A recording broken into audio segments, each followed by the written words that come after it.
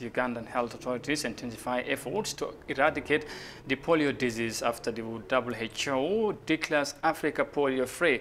A survivor of the disease is working with two charitable organizations from the US that are providing assistance to people infected with the polio virus. Since 2010, the country has not registered any new cases of the Palaryzing virus.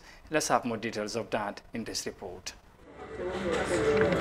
Francis Mugwanya is helping disabled people become mobile again. Mugwanya says he went through a hard time growing up without a wheelchair. He got polio when he was 3 years old, which left his legs crippled.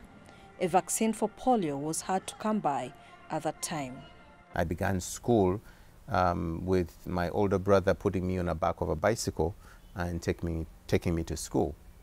So once he dropped me off, I would have to crawl on my hands and knees to get around, to go to the kitchen to get porridge, to go to the latrines.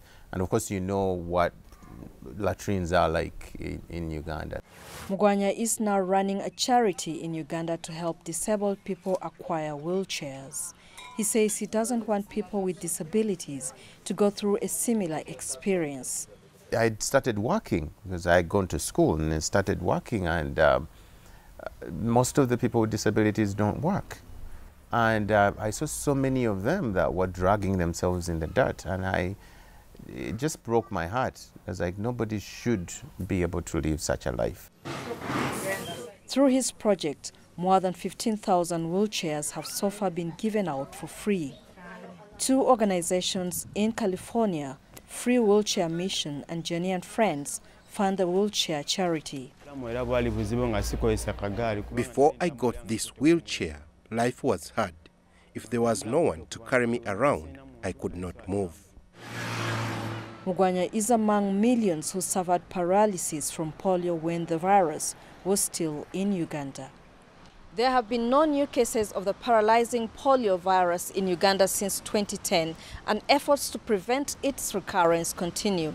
The Ministry of Health says it will ensure the country remains polio-free by vaccinating all children under 5 years. The disease mainly affects young children.